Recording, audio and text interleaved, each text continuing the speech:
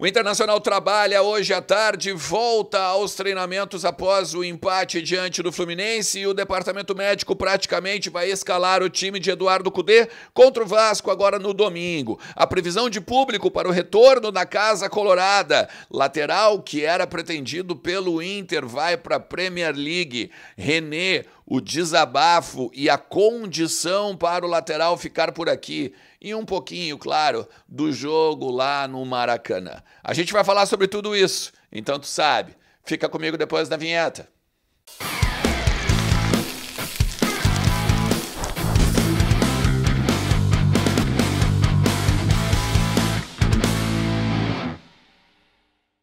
Fala Colorado, fala Colorada, tudo beleza, tudo certo?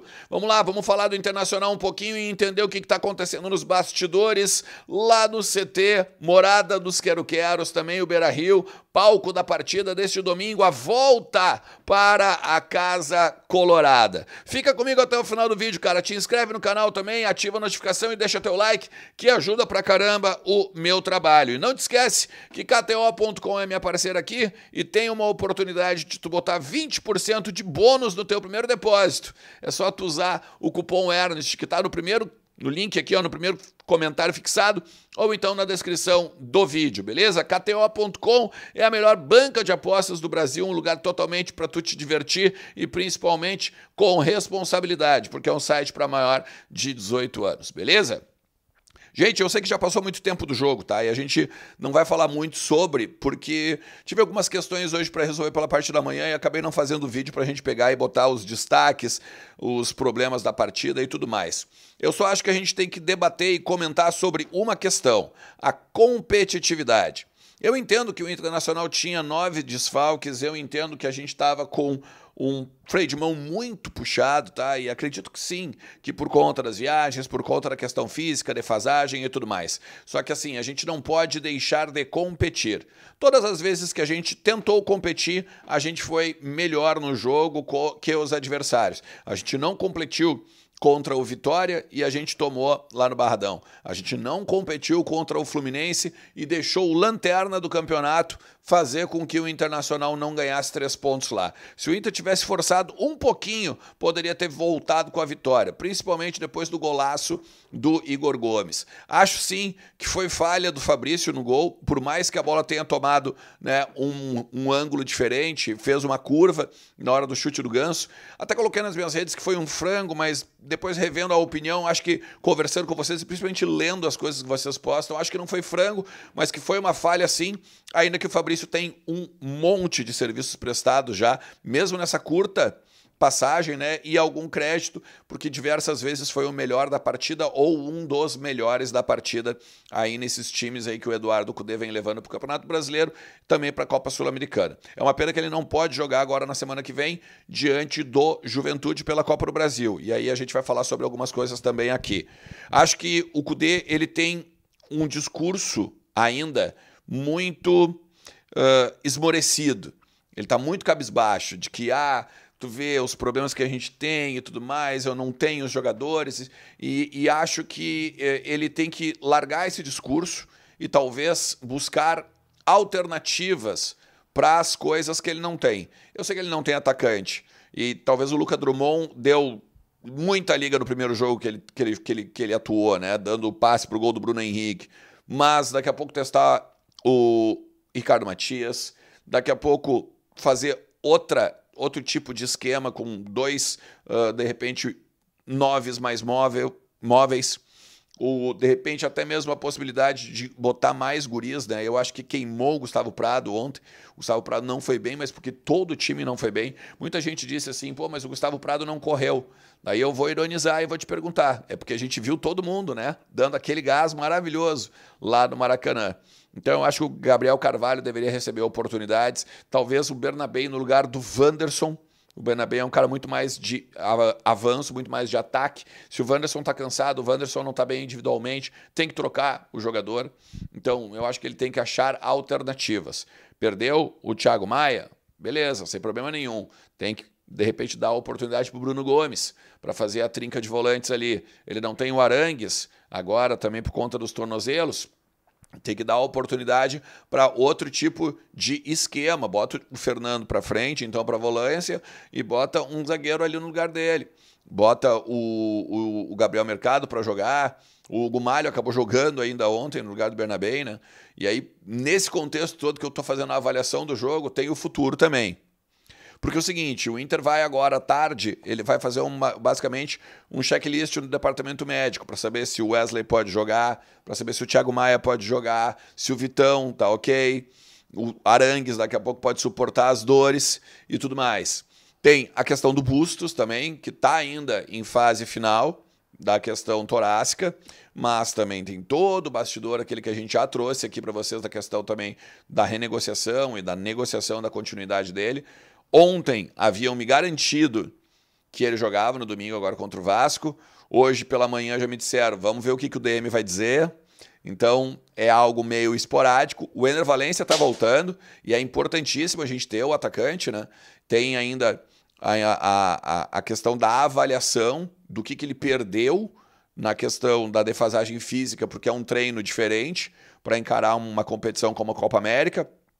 A viagem e todo o desgaste que aconteceram nos 4 jogos, do que aconteceu, melhor dizendo, nos 4 jogos em que ele foi a campo, tá? E para saber principalmente se ele pode ser mesmo uma alternativa. Eu acho que ele tem que ser alternativa e tem que, infelizmente, se doar um pouco, né?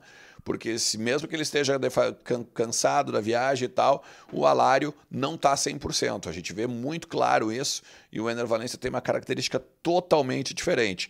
Dá para voltar a ser o Inter do Kudê, né, do ano passado, quando jogava o Alan Patrick e o Valencia na frente, e aí a gente tem um pouco mais de velocidade, talvez, com os 2 pontas, ou abrindo mais pelas laterais do campo, enfim.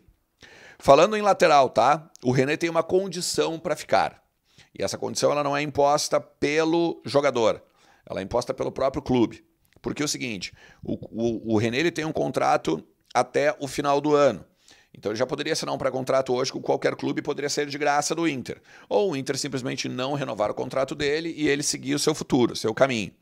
A única questão é que para o Inter fazer isso, liberá-lo automaticamente ou para não querer renovar com ele, o Inter precisa de um lateral esquerdo. Hoje esse lateral esquerdo não existe.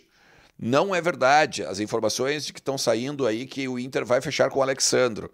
O Inter não tenta esse jogador é muito caro, ele vale 1,5 milhão por mês. E o Inter não vai despender 1,5 milhão de reais para um lateral esquerdo, ou para um lateral. Assim como o Bustos, por exemplo, o Inter não quer chegar nos 800 mil que o Bustos pediu. Logo, o Inter tem um problema na lateral. O Inter vai perder o Bernabé ao final do ano, o Inter pode perder o René. Então o Inter não vai liberar o René sem antes contratar um lateral que possa ser titular. Entende? Aí ele pode sim largar o René de mão ou deixar o René seguir um futuro. Mas neste momento não é a ideia do Internacional se desfazer do René. Mas o Wellington do São Paulo, que era uma das alternativas, assinou por 4 temporadas com o Southampton da Premier League. Está indo para lá agora, possivelmente no meio do ano, porque o clube inglês quer liberar uma parte dos direitos ainda para o São Paulo numa negociação futura. Então, é um jogador também que estava interessado, que tinha interesse, claro, mas lembra que eu falei para vocês aqui em outros conteúdos que sempre que o Inter ia renegociar ou ia retomar conversas com ele, subia o valor ou subiam as luvas, ou o salário tinha aumentado. Então o Internacional nesse momento começou a ver assim, opa, eles estão fazendo leilão para ver a melhor forma aí de lucrar com o negócio. Então o Inter não vai entrar em leilão nesse sentido, tá?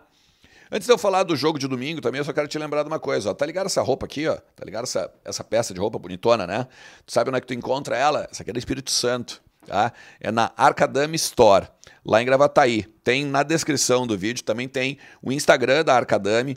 Segue lá, porque tem muita novidade que o Carlos e o Vini trazem direto lá na rede social. E aí tu vai ver, cara, ó, Lecoq, Calvin Klein, Hangar 33, Enzo Milano, tem a Espírito Santo também. Cara, é um absurdo o que tem de roupas masculinas na Arcadame. E tem novidade, que daqui a pouquinho eu vou trazer aqui para vocês do meu canal, no Vozes do Gigante e tudo mais, beleza? Cara, o Inter tá preparando um baita domingo, tá? O jogo das 18 horas vai ter churrasco na Marinha, vai ter algumas coisas bem bacanas ali no pátio e até mesmo para montar, né? Tem um patch que vai também ser marcado, que vai marcar no uniforme dos jogadores. Os funcionários, né, vão ser homenageados. Mais de 600 pessoas trabalharam para repor o Beira-Rio em ordem, né, colocar novamente o estádio à disposição do Internacional e já tem 25 mil check-ins preparados para o retorno então do Inter agora nas 18 horas deste domingo. Vai ir no jogo? Tá querendo? Será que não rola um ingressinho daqui a pouco? Faz o seguinte, ó, fica ligado. De repente a gente vai ter aí algum sorteio de ingresso. É preço popular, né? Tem 20 pila, 30 pila para quem é sócio, claro. E aí a gente pode pegar e estar novamente gritando Vamos Inter lá no Beira-Rio. Beleza?